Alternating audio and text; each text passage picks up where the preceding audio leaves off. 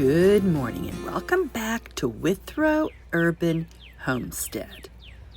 It's March the 3rd and it's time to winter sow our spring cool weather flower, sweet Alyssum.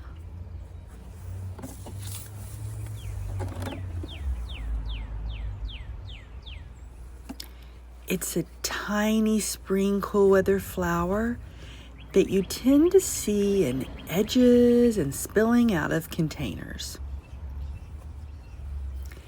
I tend to grow it every year and it self-seeds easily.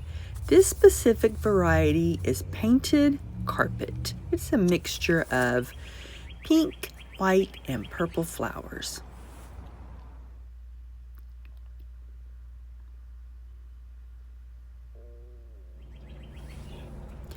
Normally I start these indoors under lights 4 to 6 weeks before our last frost.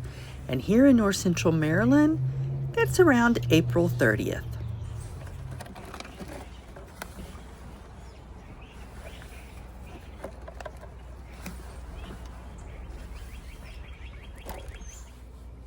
Right now it's 8 weeks before our last frost, so there's plenty of time to sow these seeds and for them to germinate. They do prefer germination temperatures of 60 to 70 degrees. Recently, we've had some highs during the day in the 60s and some highs during the days of the 30s, but most nights have still been below freezing. We've had a few nights about 45, but last night was 19 degrees. February and March are perfect time to winter sow your sweet Alyssum.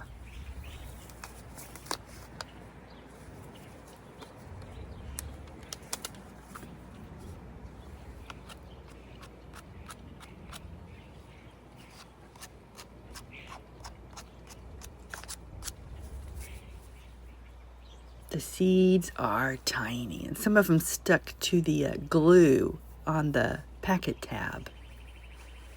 Now they will require light to germinate, so don't bury them in soil.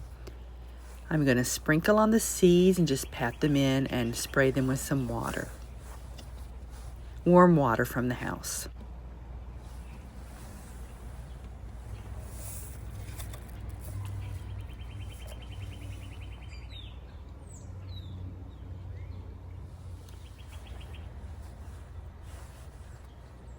Under lights indoors, they're going to germinate in about 8 to 10 days. But last year inside, it actually only took 4 days to germinate. It's going to depend on your temperature.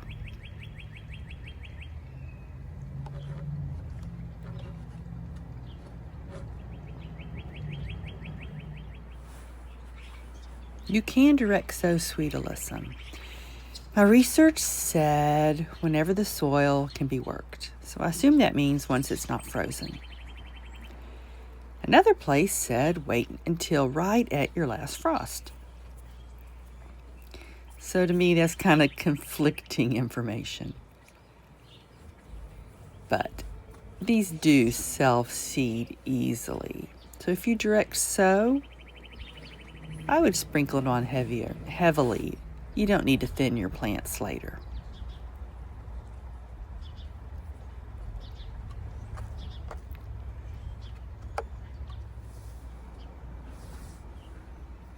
Pollinators love sweet Alyssum. It also helps control aphids because it draws in parasitic wasps known as hoverflies. They destroy aphids.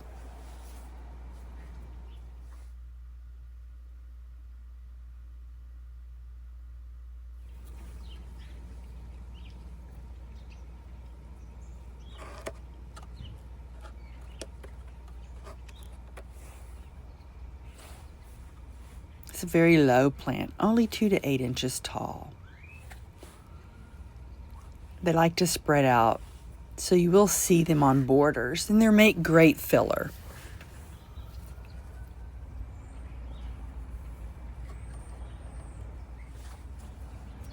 I'm going to use them in my green stalk planters and in the front, in the porch pots.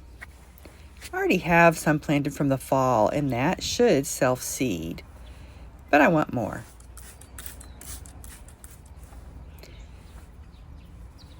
Let's close up this mini greenhouse and seal it with some tape.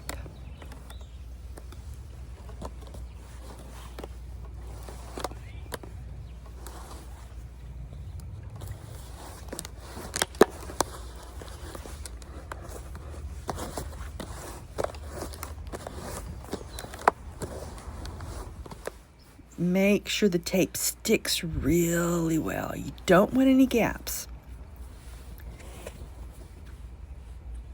If it doesn't stick well and it kind of bulges out, your soil's going to dry out because your moisture's going to escape.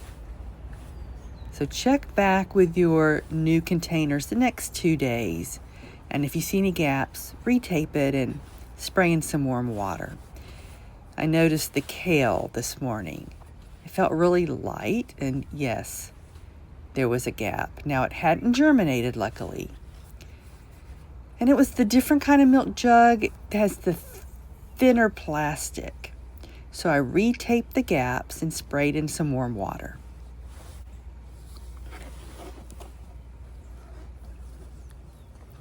Looks good. You want to remove the lid so that rain or snow, moisture can get in, and later heat can escape. Now let's go put it out into the garden.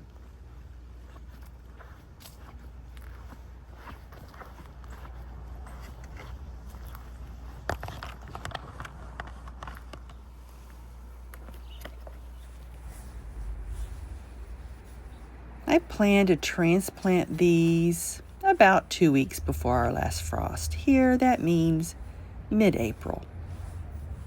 A week before that, I'm going to start hardening them off by opening up during the day for a couple of hours, closing it.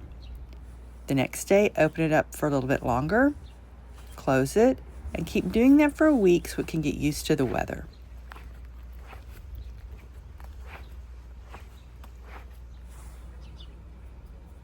Winter sowing is a great way to start seeds without having to use light and electricity.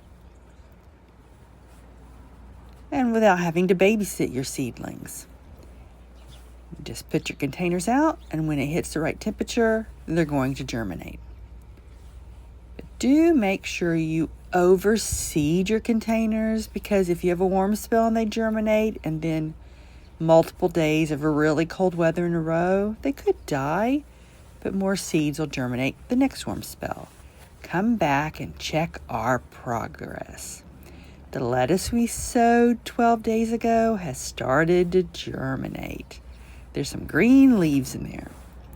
Thank you for visiting Withrow Urban Homestead. See you later. Bye-bye.